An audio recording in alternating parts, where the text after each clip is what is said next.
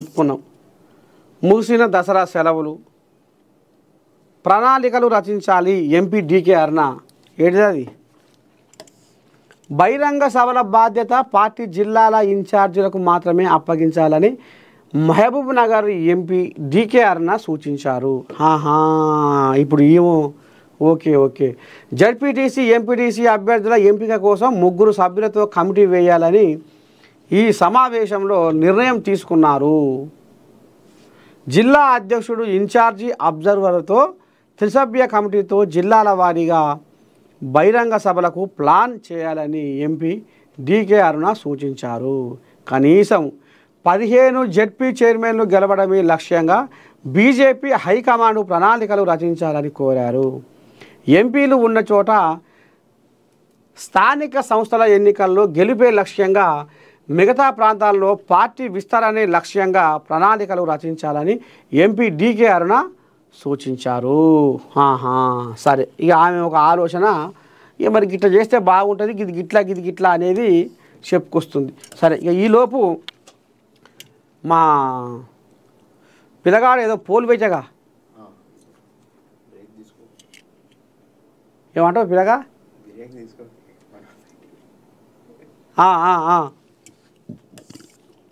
ఎటుపాయ pole ఏమైనా వచ్చినాయా కోజాగలు?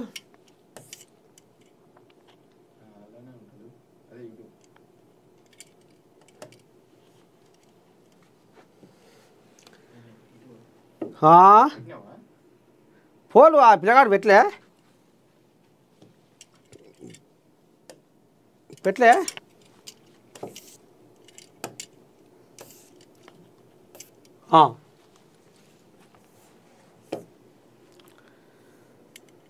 నగర ప్రజలపై కక్షగట్టిన సీఎం రేవంత్. సిటీ బస్సు ఛార్జీల పెంపుపై కేటీఆర్ తీవ్ర ఆగ్రహం. ఒక్కసారే 10 పెంచడం దుర్మార్గమన్న కేటీఆర్. జంట నగరాల్లో సిటీ బస్సు ఛార్జీలను పెంచాలని ప్రభుత్వం తీసుకున్న నిర్ణయంపై బీఆర్ఎస్ వర్కింగ్ ప్రెసిడెంట్ కేటీఆర్ తీవ్ర స్థాయిలో విరుచుకుపడ్డారు. ఒకేసారి కనీస ఛార్జీని ఏకంగా 10 రూపాయలు పెంచడం దుర్మార్గమని, ఇది ముఖ్యమంత్రి రేవంత్ రెడ్డి అసమర్థ పాలనకు నిదర్శనమని ఆయన విమర్శించారు. ఈ మేరకు ఆయన ఎక్స్ వేదికగా ప్రభుత్వంపై తీవ్ర ఆగ్రహం వ్యక్తం చేశారు.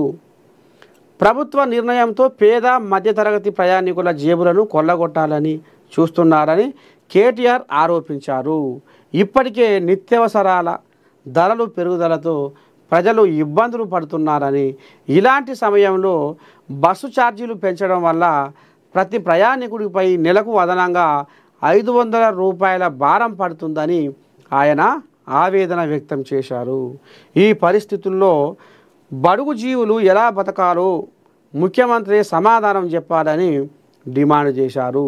కనీస ఛార్జీపై ఏకంగా 50% పెంచడం దారుణమని కేటీఆర్ అన్నారు. విద్యార్థుల బస్ పాస్ ఛార్జీలు, T24 టికెట్ ధరలు పెంచిన ప్రభుత్వం ఇప్పుడు సామాన్య ప్రజలపైన భారం మోపుతుందని మండిపడ్డారు. ఉచిత బస్సు పథకం విఫలమవడం వల్లే ఆర్టీసీ దివాలా తీసిందని, ఇప్పుడు ఆ నష్టాన్ని పూడ్చుకోవడానికి ప్రజల నడ్డి విరుస్తున్నారని ఆరోపించారు. రాజధాని వాసులపై రోజుకు 1 కోటి రూపాయల భారం మోపే ఈ నిర్ణయం హైదరాబాదు ప్రజలపై ముఖ్యమంత్రికి ఉన్న కక్షను స్పష్టం చేస్తుందని కేటీఆర్ తన ట్వీట్లో పేర్కొన్నారు. నగర ప్రజలపై కక్షగట్టిన సీఎం రేవంత్ అని అనుకొస్తుండు. మరి దీని మీద ఈమె సాహితి అని ఒక అమ్మాయి, ఈమె ఉద్యమకారిని కూడా, కేసీరావయ్యని గద్దె దింపడంలో కూడా ప్రముఖ పాత్ర పోషించింది ఈ సాహితి. ఇప్పుడు ఆమె ఏమంటుందో చూద్దాం.